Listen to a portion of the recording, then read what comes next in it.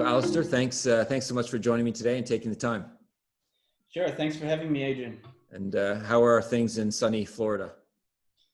Yeah, been a lot of rain lately, so the sun hasn't been shining that much. But the one thing you're always guaranteed of is humidity. So Right. definitely the summer humidity is starting to creep in now big time. You just have to open your front door and a wave of warm air comes in. But yeah, it's been obviously an interesting time for the last few weeks, as I'm sure it has been for you up there in Canada as well. Things are slowly getting back to normal. You know, beaches are opening and so on and so forth. Not that I'm completely happy with it. If I have Yeah. to share my opinion there, I'd rather wait a little bit longer. But understandably, you know, businesses need to get back to, you know, to obviously what they do and so on and so forth. So yeah. Yeah, we'll see. And I guess so it's a good transition with all the uncertainty. This is a good topic today where we can talk a little bit more about the things that we control. And I know we are going to dig in a little bit on kind of the 10 keys for success that you've put out there and have been talking a lot about recently. And maybe before we get into them, I'd be interested just to know kind of why success, the process, purpose, kind of how has that come to be the core of what you do, and kind of why has that been so important to you? Yeah, I think, you know, and that's a great question to start with, Adrian, is that, you know, one of the first questions I ask people are, how do you define success for yourself? You know, because success is different for all of us. So, you know, it's funny when I speak in front of large groups at conferences or workshops, one of my questions is, you know, who wants to be successful? And of course, all the hands go up. And then the second question is, well, can you define success for yourself? And probably less than half those hands go up because nobody, you know, less have defined what success means to them. So, you know, the most important thing I believe is, what is success to you? You know, one of the most important questions you can ask. And before you can know that answer, then you'll know what you're aiming for and what you're working for and what you're getting up for each day, for example. So I think it's very important we have to define what success is.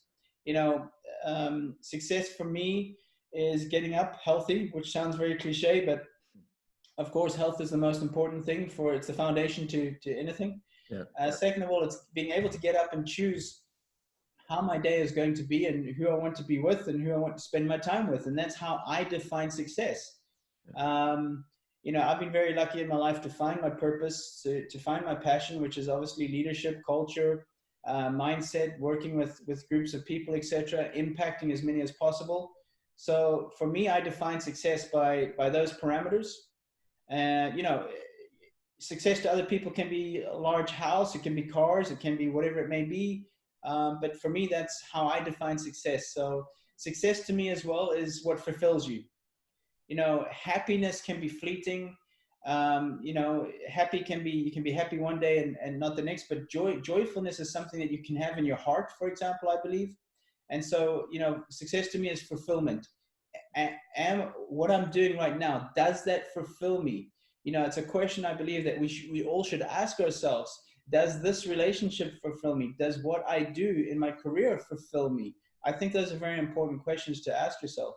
Yeah, for sure. And I love hearing joy because we do talk about that a lot with our kids. And in this age with technology and the pressure to perform in a certain way, to post certain things, to look cool, to kind of be something that maybe you're not.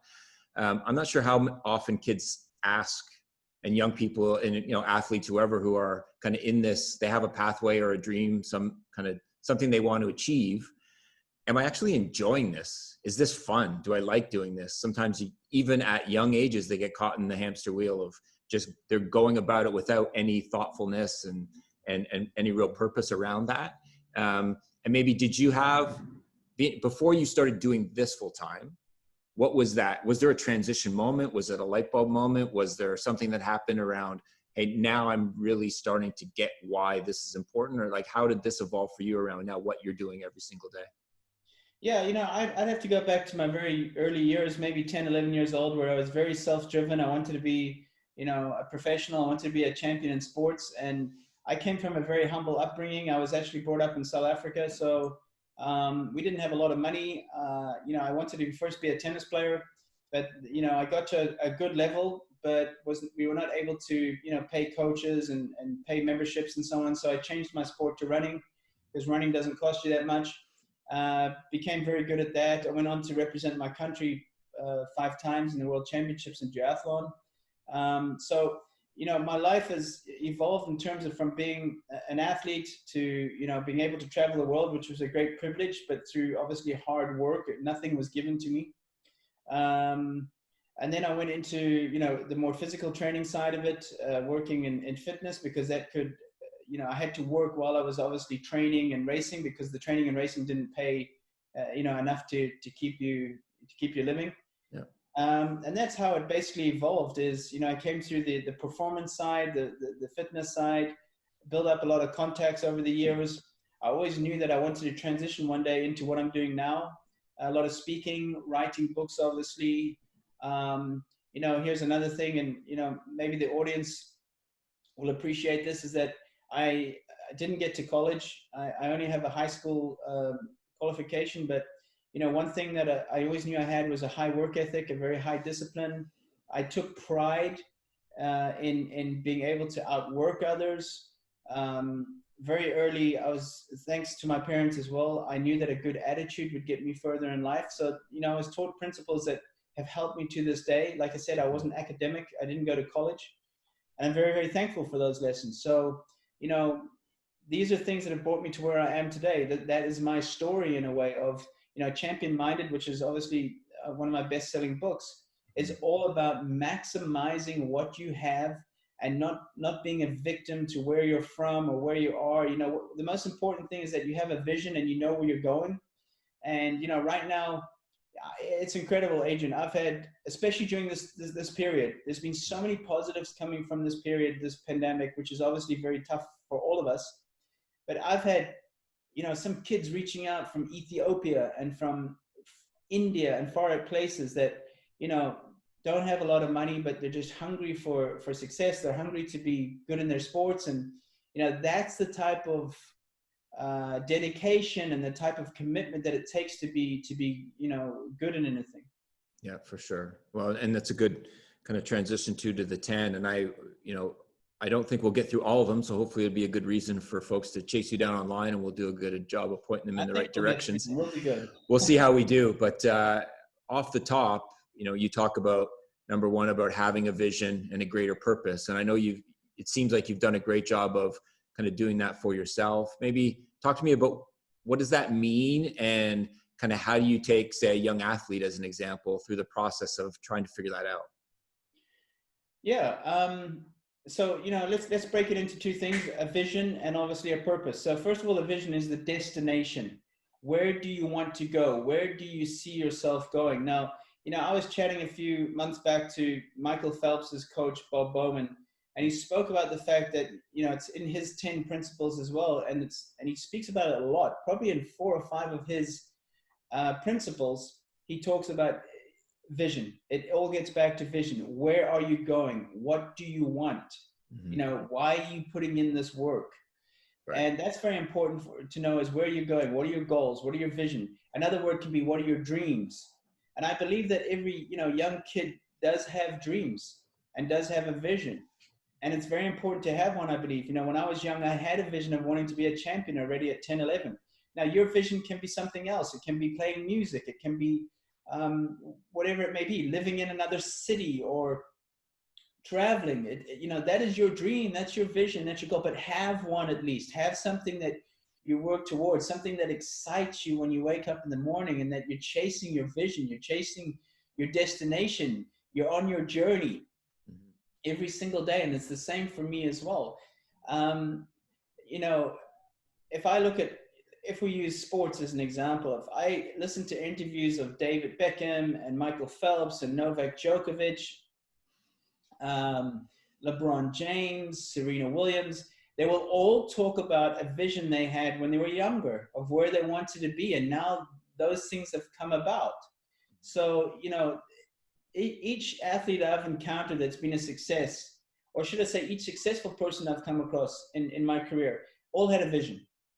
So, you know, that's incredibly important. And all of us can have that. The second part of that is purpose, greater purpose. And my greater purpose is to impact as many people as possible around the world, to help them find their greater purpose of, you know, how do you find your purpose? How do you find that thing? And my advice is always to try as many things as possible. The more bigger your network is, the more people you get to know, the more you start to discover new things that we go, you know what, I actually like quite doing that. That was actually fun. Maybe I should do a little bit more of that. And that's how you find your purpose, your passion. So for me, it's very, very important. Motivation can be fleeting. Some days you can get up and you don't feel like doing what you need to do or have to do. That's for all of us, me included. Sure. I see myself as a positive person. I try and be positive, but I also wake up sometimes not feeling like doing it. But it's my vision and it's my purpose that pulls me out of bed and gets me out there working on what I want to achieve.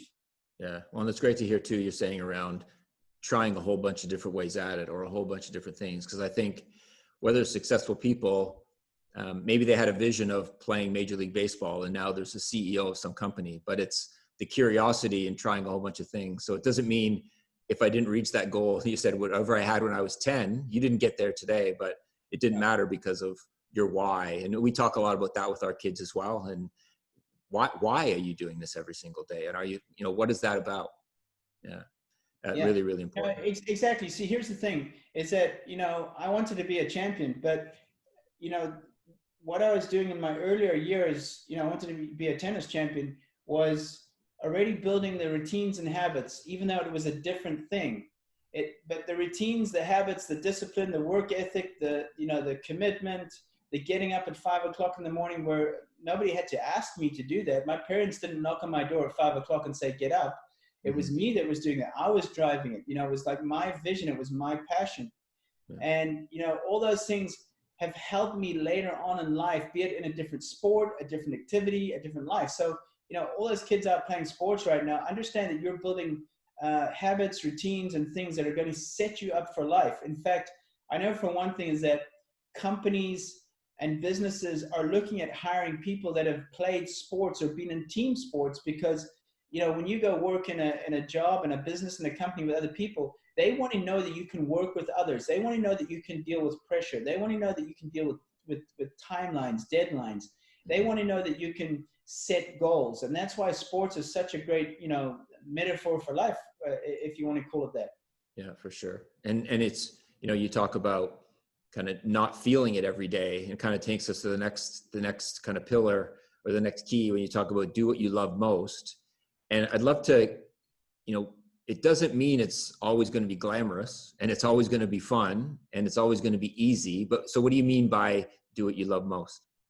Yeah, again, I mean, that's linked to your passion and your purpose as well, is that I believe that if you find what you love to do and you work very, very hard at it, you'll be successful. Now, I've come across people that are in jobs and, very high paying jobs, could be lawyers, doctors, but they don't like what they do, but they make a good salary. And for me personally, that's not fulfillment if you're not loving what you're doing. So, life is short. We only get one chance at this of one life, and it's too short to do something you don't love. Now, to get to something that you might want to love, you have to put in a lot of years, a lot of hard work of things that you don't necessarily like doing. So where I've got to where I am today was a lot of time away from family, a lot of time away from birthdays, from Christmases, from Thanksgivings. I made that choice that if I was going to be where I wanted to be in my vision, where I am today, I had to make, I don't like the word sacrifices. I rather call them choices. I made choices not to be at birthdays. I made choices to be on the road more, for example. So, they talk about overnight success. Well, overnight success took me 20 years, 25 years. Yeah. And it's, you see the end product maybe on TV of LeBron James or, Denzel Washington, and you go, oh, look where they are. But you don't see the years, the hours, the struggle, the adversity, the doubting, all these things that they had to go through. And the fact is that they still go through it as well, So, no one just woke up successful. Nobody just woke up and here it's handed to you. You're going to be a success. They had to put in that work, for example. So, but Adrian, I'm very lucky. I did find what I love to do. I love sports. I love people. I love teams. I love leaderships. And now I'm being able to live what I do. Like right now, it's a pleasure for me to be talking to you because what I'm doing right now is fulfilling my purpose Right. of sharing the message and also doing what I love. So, but to get to this point, I had to do things that I didn't necessarily like. Sure. But I knew through my vision, and this is why it links to number one, is that if I discipline myself, I do things that others don't want to do, I go to places where other people don't want to go, I will be successful. And, you know, fortunately, I'm very blessed that I'm able to live that today.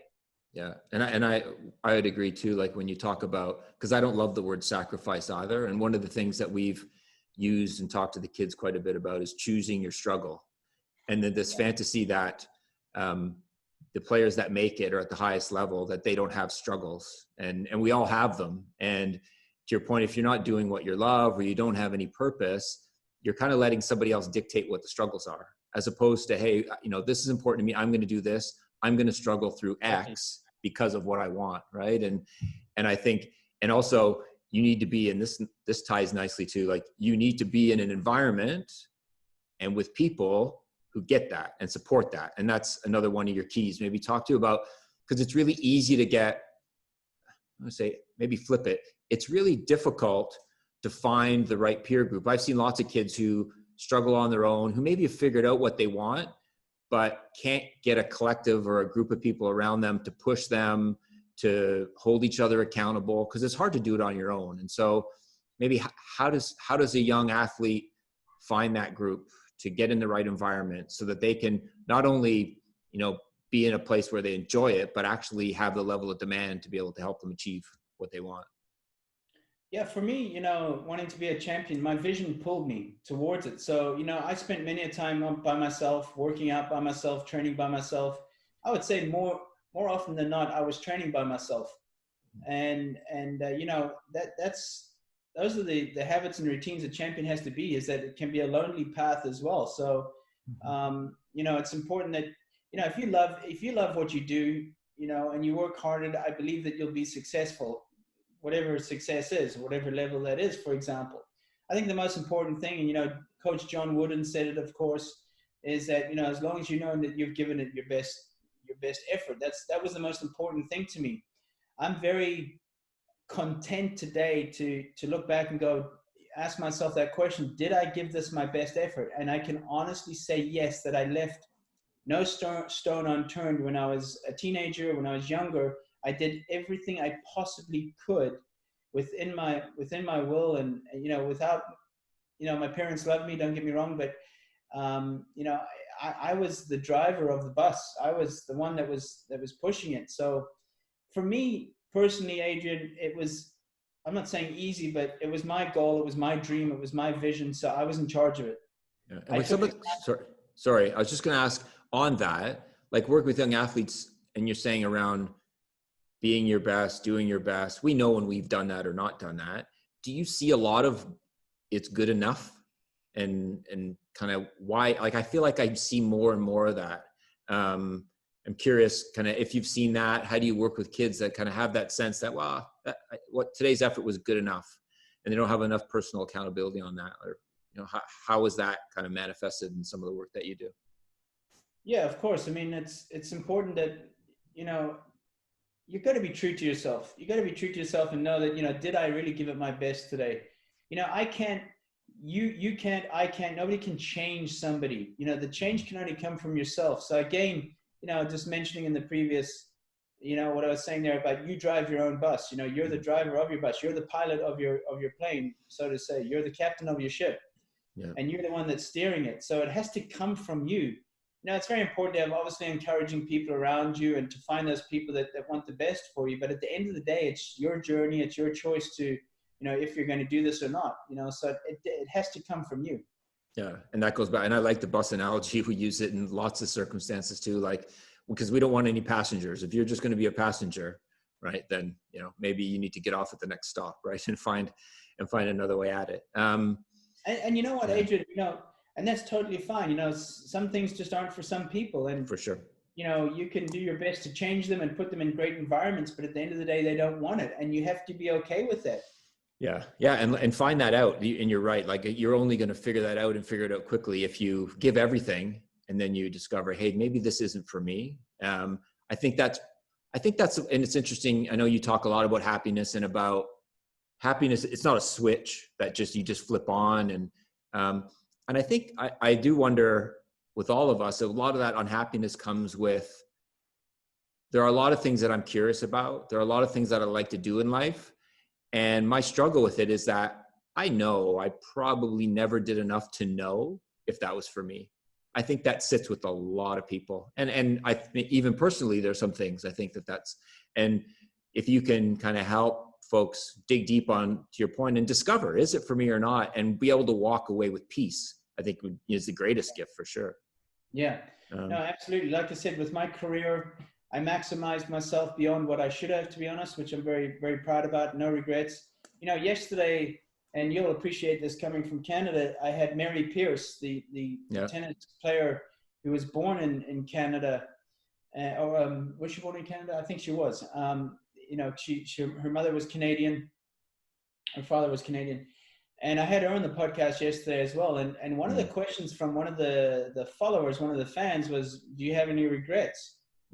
And Mary said she didn't have regrets because everything is meant for her. She believed that everything was meant to be, to take her to the place she is today.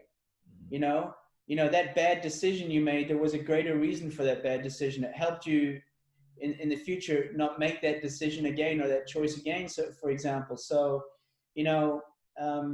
it's easy to look back and have regrets and things of what if, but I believe that, your path is, you make the choices at that time that you felt were the right choices, but you got to live with that, Yeah. But I always encourage people, no matter how many bad decisions you've made, that's history. Today's a new day. You get to set your vision. You get to set your goals from today. Even if yesterday was bad, whatever it may be, today you get another chance. Yeah. Well, and that's great language too. It's, I get to do this, right? That's, and that goes with gratitude. I think we'll get into that too, but maybe just around people and environment too. On that fourth key, you talk about impact, kind of an adding value. And so I feel like for you and I, we've been through long journeys, have some wisdom and can reflect. What does that mean for young people, and how do they think about that in regards to adding value and having an impact? Yeah, I think at a young age, it's very important to understand that the world doesn't revolve around you. And, success, one of the keys of success for me has been building a lot of relationships, building a larger network, for example, because success, achieving something significant, you can't do it alone. You need people around you. And I think that's a lesson I learned very, very young, is that I needed good people around me from a young age to help me get to where I wanted to go, and vice versa, me helping them to get to where they want to go. So, that's something I do today. I believe that the more value, the more I can help others get to where they want to be, the more I'm going to be, the more better chance I'm going to get to where I want to be, for example. So, so important, impact, I chose 2 words for this year for myself, and they were impact and joy.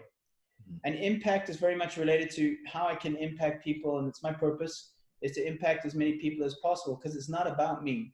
And the second one was to find joy, not just to be happy, but to find joy, to find fulfillment, for example.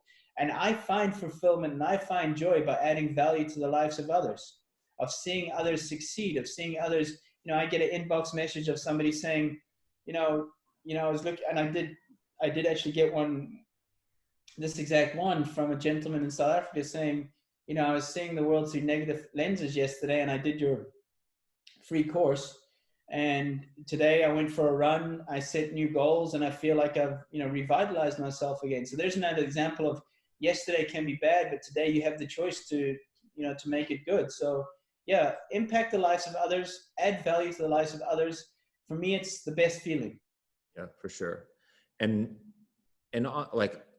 on that too, around kind of taking the step towards kind of impact and adding value to others too, all is tied into kind of habits and what are my everyday practices.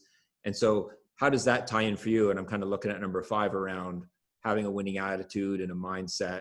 I think there's obviously it's all about routine and habits tied to both of those. And so maybe talk to me a little bit about the winning attitude and the mindset, as the example of, the the gentleman from South Africa who took the course. And so that's not something obviously you can do overnight, but what does that take? You know, what's funny, I was reading, a little bit of Coach Wooden's book this morning, and I know he has, 9 or 10 books, and I think I have about 7 of them. And that was exactly what I was saying. Somebody was saying, how was Coach Wooden so successful? How did he have, of course, he was a famous basketball coach from UCLA, but how is he so successful? How is he able to win 7 championships in a row, NCAAs, and 10 overall? And his answer was consistent habits over a long period of time. That was his answer in one sentence. Yeah. Consistent habits over a longer period of time. And you just said it right there. It doesn't happen overnight. Absolutely not. No one's an overnight success. But, getting back to winning attitude and mindset, which is the title of my new book, is you get a choice every time you put your foot out of bed in the morning of how you're going to approach your day. You get to choose your attitude. And I believe attitude is one of the most powerful factors and contributors to your success or lack of success. I know for one thing, if I was a coach of a soccer team, for example, and I had to choose between 2 players of equal skill and talent and ability, I would always choose the one with a better attitude. In fact, just this morning, speaking to this coach from Georgia, we were speaking about this exactly, is that, he was going to have a tough decision of who his number 6 was going to be, the last place in the team. I said, it's simple. Who's the one with the better attitude? And he said, well, that's easy. It's Paul. I said, Paul it is. Because you know what you're going to get every time. Even if he's 5% less ability than the other guy, you know what you're going to get every time. So consistency in your attitude, developing the right mindset, your self-talk, your thoughts, your confidence, humility. All these things are very, very important that contribute to you having a good attitude. And of course, people love a person with a good energy and a good attitude. For sure. Yeah. And it's great to hear so much too about Coach Wooden, and because there's been lots of talk, obviously, since the Last Dance documentary with Jordan, and then obviously Kareem's name has come up because there's been all these conversations around the best players of all time. And there is a quiet consistency around everything that Kareem, like Lou Alcindor to then Kareem Abdul-Jabbar did, which it has to be, and I know he would say was grounded in everything, all the time that he spent with Coach Wooden. And I'm always fascinated by him as a leader. And Jordan is who Jordan was, and very, very special talent and a leader in his own way. But in the evolution of leadership today, I would love for us to look more at somebody like John Wooden and Kareem Abdul-Jabbar, which also takes us number 6 about being open-minded, because he seems like a guy that is so curious about the world, doesn't have any fixed ideas around how things are, and seems to be a great example of that. Maybe talk to me a little bit about being open-minded and about curiosity, which I feel like is lacking a little bit with some of the young people today. Yeah, absolutely. I had a great conversation with Coach K, Mike Krzyzewski of Duke University, who's also one of the, talking about basketball, so one of the most successful basketball coaches of all time as well. He led the USA basketball to 2 Olympic golds after they'd lost in 2004 because the team just couldn't come together as one. You can have great players on paper, superstars, but if they don't play as a team, that was the result, for example. So, I asked Coach K, how are you able to be, 40 seasons at Duke and be so successful and so on? And he said, it's your ability to adapt. And, he said, that's not just a lesson for sports. It's your ability to be adaptable in life, to be flexible in life. And what does that mean? To be open-minded, not to be so judgmental, not to be so opinionated, not to answer so fast to what you believe in, but to listen to other people and their opinions and what they feel, and try to get into their shoes of why they feel that, why they believe that, instead of just being so stuck in your way of what you believe in or what you've been brought up with, for example. So, being open-minded doesn't mean you have to agree with everything. Being open-minded is opening yourself up to listening to what that other person is saying and seeing it from their point of view. Very important is, why we have clashes in culture and diversity and race is because of a lack of understanding, a lack of wanting to understand that other person or that other culture, for example. That's all it really comes down to.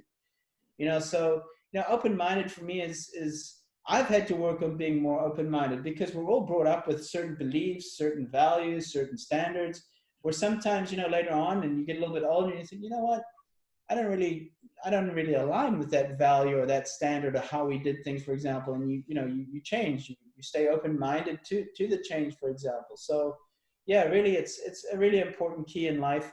Nobody likes somebody that's opinionated, that's always feels they're right. Someone that can just listen well, like I said, you don't always have to agree with it, is a great quality.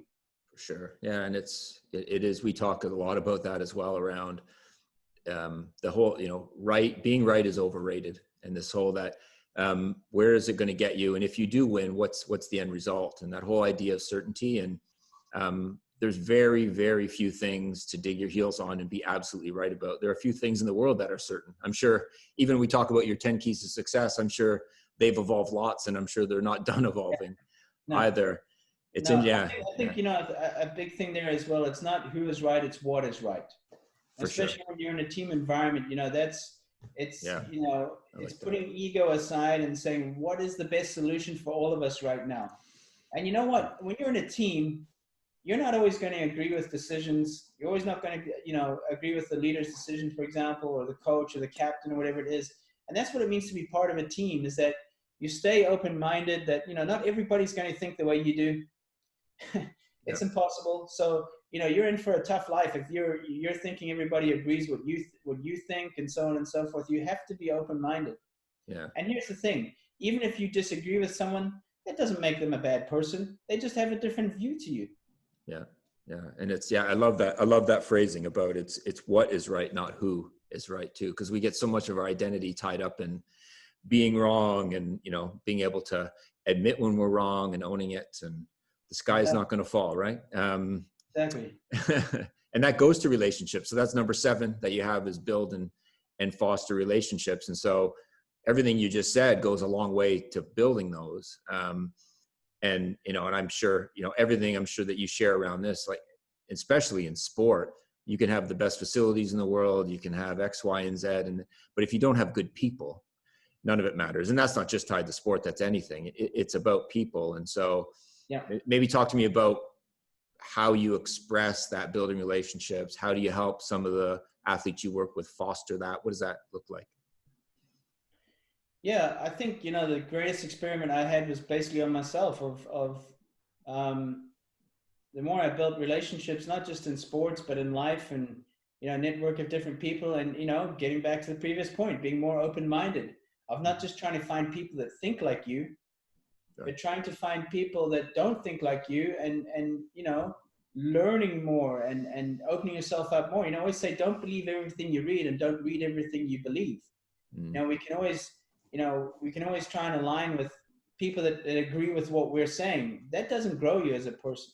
Yeah. So, building and fostering relationships takes work. I always say, when you go to a conference or a meeting and you hand out your business card, that's not networking. That's not building relationships. It's something way, way more further than that. Yeah. Great relationships take time. Trust takes time. Some of the relationships that I've built up over the years, only sometimes 10 years later have I started to maybe collaborate and do work with that person, like so many years later. Or, somebody said, I met you 7 years ago in Madrid. I don't know if you remember me, but, we had a great chat, and so on and so forth. And hey, would you be interested in doing this project with us? Or would you be willing to come and speak at our company, for example? And that was a relationship that started, 7 years ago. So always think bigger picture. The more bigger you can make your network, the more relationships you can build, the more opportunities you make. Here's a great one for you, is that the more hands you shake, the more opportunities you make with other people. So, be the person that makes the first move to say hello to people. You know what? Saying hello can take you to, that's where it all starts, can take you to so many places. Yeah. You know, be that person that is the first person to say hello or stick out your hand and say hello. Honestly, that is what takes you places. Who knows where that conversation can lead you? Who knows who that person is? Who knows who that person knows that could help you? For sure. Yeah. And be brave, right? And that's practice, right? That's just practice over and over. I Yeah. loved, you said, don't believe everything you read, but read, and don't read everything that you believe already. And I've been thinking a lot about that. Like, technology is amazing, and social media and sharing and all the things that we can find out quickly and connect with people is incredible. The one thing that I do, I have some frustration with is that point where once you have a feed, then you get all the things that you already believe. And it's kind of what and I trying to help our kids talk about this or engage with this, not just in sport, but can you treat the world in the same way we treat and behave when we pick up a newspaper? Because everything you read in a newspaper is not going to be all the stuff I want to read or see. You stumble upon things, right? And so how do you make that part of how you train and how your education and how you engage with people? Like, everything you're saying is, how do you have a little bit of discovery in there and not just, scroll, get everything that I want, which seems so hard to do today. Like, have you engaged with that with any young people, or how do you talk about kind of stepping out of that bubble of right now I'm only getting everything that already speaks to me or everything that I do believe? How do you change that? Yeah, I mean, I think it comes down to curiosity. It comes down to being open-minded again, of wanting to learn something about something else, for example. So I think we can all do a better job in that. Like you said, Yeah. we follow the same type of people. We read the same articles. I'm guilty of that as well. Yeah. The articles that interest me, but it's very important to read things that maybe you don't agree with to understand it better. Those are great lessons, as we discussed in point number 6 of keeping open-minded. Don't Yeah. always be, looking at the things that you believe are right. Challenge yourself. I always believe people that you don't like, a lot of the time it can be just people that you just don't understand well enough. That's really all it comes down to. You don't understand their story enough, and everybody has a story. Learn to understand other people's stories. Be open to listening to other people's stories. It might just change the way you think of that person, what they've been through, what they're going through, and that's why they are the way they are, or the way they're acting, for example. Don't be so quick to judge of that they're an unfriendly person, or they always look so angry. Maybe there's a reason they look so angry. Maybe they're coming from a home there's turmoil and there's challenges and so on and so forth. You don't know what you get in your group, in your classroom, or your team, what they're coming from, for example. So, empathy is very important. If you were to ask me what are the one great quality of a coach is, it's empathy. Is that everybody's coming from a different story, a different background, and some are very tough and some are easier. Yeah. So, I think that's very important. For sure. Yeah. And it's a great line from somebody. I can't remember where I caught it once. Don't just listen to the words, but hear the biography. Like, to your point, like where do they actually come from? And we can't always kind of put ourselves in those shoes and completely understand, but we can listen, right? And discover that a little bit more.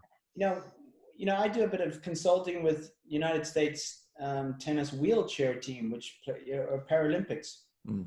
And one of the exercises we do when we meet with the group are, a question is, we go around the group and we ask, what is your story? And it's a simple question. Now, it's up to you if you want to go deep in that story, or you just want to say, hey, I'm Martin, I'm 25, I come from Philadelphia, I've been playing tennis for 6 years. Fine. But then some will go into their story of, how they ended up with a disability and the struggles, and wow, it like opens up your eyes before you're more judgmental of that person, of like, okay, they've been through a lot. Yeah. Where when you get to understand other people's stories, it's a very powerful question. What's your story? And it's up to that other person of how comfortable they feel, of how much they want to say, because maybe they really do want to tell you their story. Mm-hmm. Like, to understand me better, tell your story, but you're not giving them that opportunity to tell your story. And like I said, we'll never force it out of somebody to tell us your story, like all your failures. No, that's up for you to decide of how much you want to tell us. And once you get to understand other people's stories, it opens up a whole new world. Interesting people are interested. They're interested in other people. They're not just interested in themselves. For sure. So, that's a really a good exercise that we've done. Yeah. And those are good and important moments for all of us to reflect, which kind of leads us nicely to 8, where you lead with practice gratitude and have humility. And maybe I'd be interested in, because there's a lot out there and there's been lots of conversation about gratitude. I think we're having good conversations about that, because I think it is incredibly important. What are some of the practices or strategies so that I can get better at gratitude? Yeah, gratitude, again, it's like gratitude is an attitude. You get to choose if you're going to be grateful. Now, we're all working towards something. Most of us are working towards goals, vision, dreams, etc. But it's important to be grateful for what you have while you're working for what you want. And I'll say that again. It's important to be grateful for what you have while you're working for what you want. So one very simple exercise that's helped me on my journey personally is waking up each morning and thinking of just 2 things I'm grateful for. And it's now become an automatic default for me, is that I wake up and I straight away think about it. In the beginning, what I did to create the habit, I believe that you need cues to create a habit. So I would write, 2 stick-it notes, which would be beside my bed, of, wake up and think of two things you're grateful for. So when I'd wake up in the morning, I'd see that stick-it note, next to my bed, and I would go, okay, 2 things I'm grateful for. And over a period of, I'd probably say it took, 90 days to eventually develop the habit where I didn't have to wake up and look at a note anymore. It was just instilled in my brain. Right. And to this day, probably now been 3 years since I've been doing this, I wake up and the first thing that comes to my head is not, oh my gosh, I have a busy day, or, oh, I've got to go to the dentist today. That's not going to be nice. Is, what am I grateful for? It's a beautiful way to wake up to start my day. Okay, I'm grateful for I had a good night's sleep. I have this roof above my head. I have food on the table, whatever it may be. Sometimes I'll have more than 2 things, usually I'll have more than 2 things. But that is how I start my day. And I can't think of any better way to do that. But I had to train myself to get into that mode. And how I did it was, I put 2 stick-it notes next to my bed. And, some people, it might take 60 days to build that habit. It took me a little bit longer. And, I believe, and I write about this in my book, Developing a Winning Attitude and Mindset, the 99 rule, that it takes 90 days to build a solid habit, and it takes just 9 days to lose. You lose a habit 10 times quicker than you build a habit, to make it a default, for example. Yep. But yeah, also humility. Something I probably learned, I would say in my 30s. I feel I didn't have a lot of humility in my 20s. I had a lot of success very young. So, the ego was there. I thought I was, the best thing since sliced bread, because, I was already working with world #1 athletes and Olympic champions. And I thought, wow, I've arrived. Yeah. And life has a way of humbling you, and it comes. Oh, it'll come if you think that you're above, certain things. So humility was a very important change for me in my life. Again, just, humbling yourself no matter how much you've achieved. One of the qualities I admire of successful people, if they're humble and they have humility, that's a great quality. It's an amazing quality to have. Yeah. So to stay grounded, so to say. Yeah. And can you, and you can see a lot of that too, where we talk to our kids about this too, is like how you talk to, when you're in a position of power, how do you behave? How do you communicate? Where's your humility then? Right.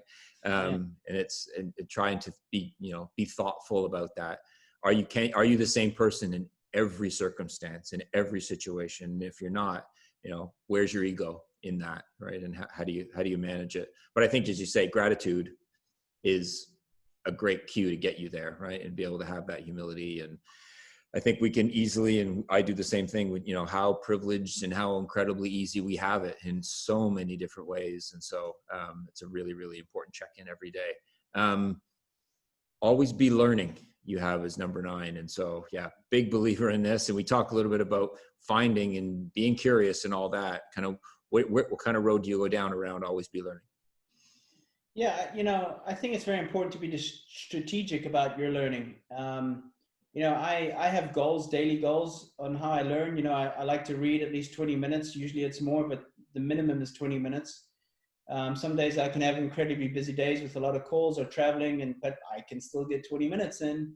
Mm-hmm. There's no excuse for that, be it, waiting in line somewhere or, waiting for a flight, I can read. So We that's have one of my, lots of we have lots of waiting right now. That's for sure. yeah, exactly. Yeah. Listening to podcasts, there's a lot of free podcasts out there. Today we have so many free ways to learn. I mean, there's just no excuse not to learn. Like I said, books, podcasts, TED Talks, there's so much stuff on YouTube, like exactly what we're doing here right now.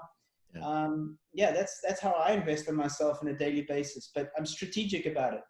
Yeah. I aim to listen to a podcast a day. I aim to read at least 20 minutes a day. I order a book each month off Amazon. That's another goal of mine. So I'm strategic about it. Yeah. And I think, and we try to do this too, and tie it nicely to curiosity. Can you do it in areas that you're just curious about, that you don't know a lot about? One thing I've started to think about, and my own children are tired of me talking about it, but like I'm fascinated by the cosmic perspective and the universe. And so I'm trying now to listen to a pod or read something that kind of blows my mind every day. So trying to think about that, and I share it, and sometimes they roll their eyes and sometimes they're curious and ask questions. So, we try, because there's so much out there that we don't know. There's way more out there we don't know. So I really, really think that's an important one. I really love that that's in there. I subscribe to a newsletter. I'm just looking at it. I'm trying to find it right now on my phone. Just recently, I think it was called Quest. Okay. And it's just a complete, like, general knowledge of of like questions that you maybe would think about, but you've never asked, or you just don't know the answers of, bizarre things, like, oh, that's interesting. And I'll try to find it and I'll send it to you. I think it's called Quest. It's just like random questions of, I can't even think any right now, but it's there. Yeah, it's a really good thing. Like you said, just taking yourself out of like, oh, I didn't know about that, or oh, that's interesting. Is that what happens when so very interesting. It is. Yeah. And we need to have context with how we exist and why we exist. And so, because one of the things recently we've talked a lot about as a family is like, and I listened to a lot of Neil deGrasse Tyson and Star Talk and in somewhere in the neighborhood of 2.5 to 3 million years, we're going to all be gone. Right. What do you think about that?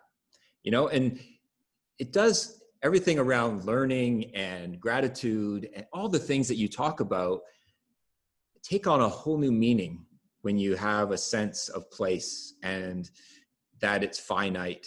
And anyways, it's fascinating. And I would never discover that, or I would never have nice numbers to pull like that if I didn't step outside the world of academy football and youth development and all that. You need to be stretched, all of us. And I think it's been amazing how it started to inform how we do all these things. Same way you're talking about Quest or other things that you read, like that's where the real learning takes place. Yeah, absolutely. 100%. I agree it's with fascinating.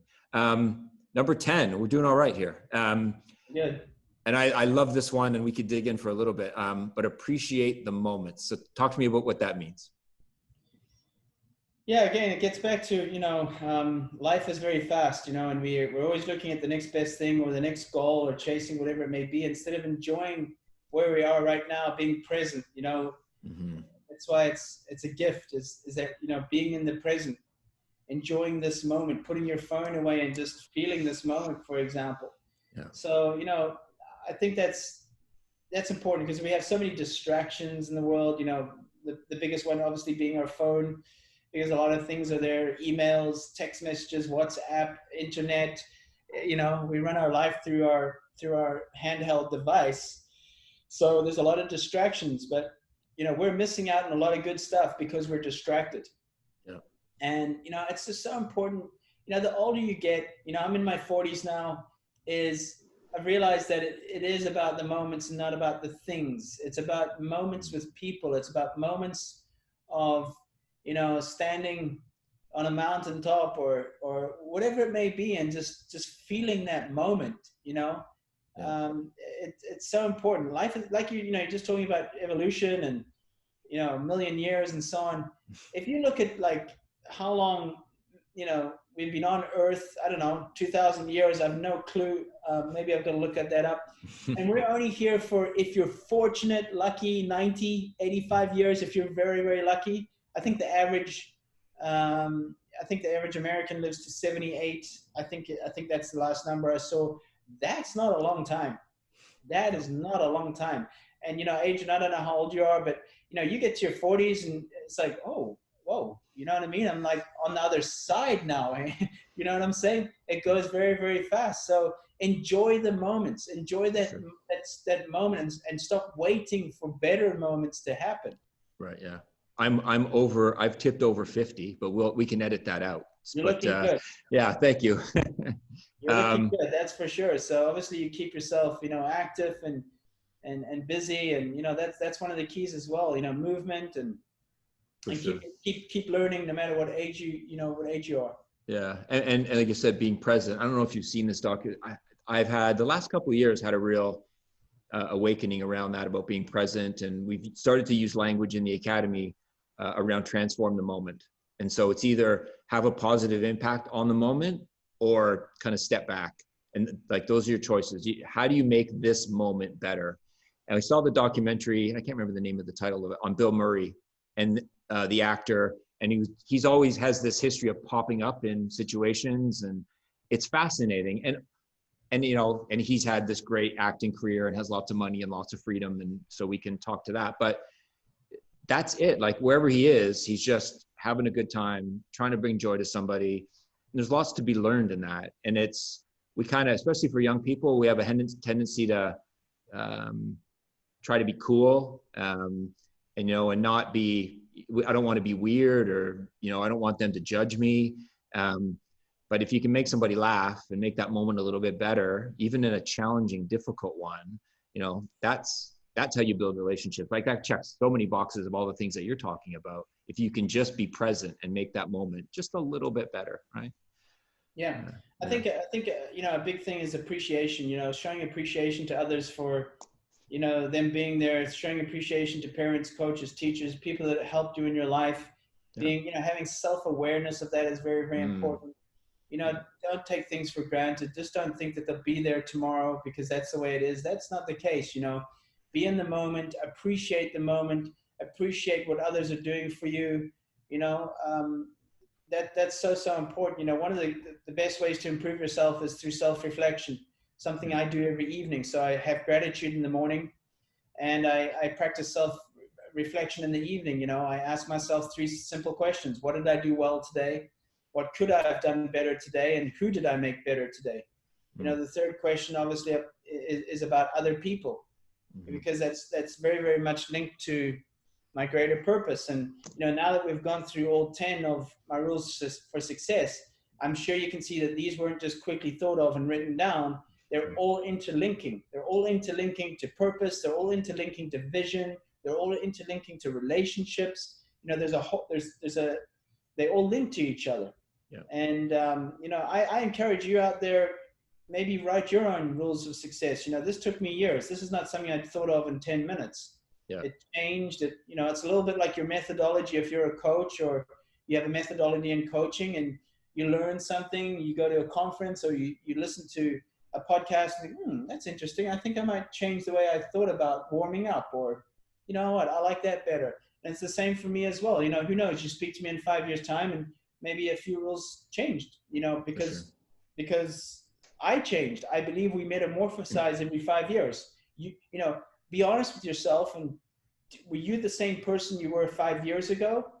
Probably not, because you're a lifelong learner. You get up, you learn some more things. They challenge your beliefs. They challenge your values. You change your mind about 1 or 2 things. So no, you're not the same person you were 5 years ago. And, in 5 years' time, I want to look back to today and go, gosh, I'm glad I changed. Yeah, 100%. I'm glad I got better. Yeah, 100%. So on that advice, before we wrap up, what we've been trying to do at the end of every conversation is we're doing 3 quips for our kids. So what I want to do is we'll take you back to when you were a teenager. So let's say you're 14, and I'm going to have 3 questions. So you get to talk to young teenage Allistair, and you can give him these advice on these 3 situations. And a couple of sentences is great. We don't have to dig too deep. I'm just fascinated to see where we go. Okay, so number 1. So Allistair, you're getting guidance from a ton of well-meaning people, but do not listen to this advice. What would that have been? When you open yourself up to learning more, you improve quicker. You're showing respect by being coachable, even if you don't agree with it. I think one of the most important things is that coachability is to be humble, to be appreciative, to have respect of the person that's trying to help you. I think that's very important to remember. I think personally, if I'd listened more when I was 14 and opened myself up to learning more from others, I probably could have improved quicker and been better. Yeah. Okay, super. All right, number 2. Okay, remember you're talking to your 14-year-old self. Do what brings you joy, the most joy. So starting today, do more of this. More of what? Have fun with my teammates. Don't take myself so seriously. I think that would be, most important. Enjoy the journey, even the tough days. If you're having a tough day, understand that that's all part of the bigger picture of giving you more resilience and more regret. But, enjoy what you're doing. Not every day can be great, but there's something great to be found in every day. So, look for it. Yeah. Awesome. Okay, great. And number 3, more than anything, your habits will take you where you want to go. So make sure you do this as part of your daily routine.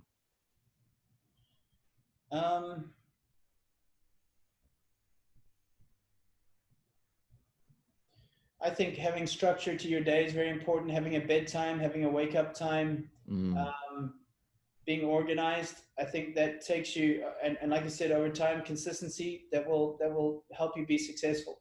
Yeah. I always say that the average do it sometimes, the good do it most of the time, the great do it all the time. So become very consistent in your habits.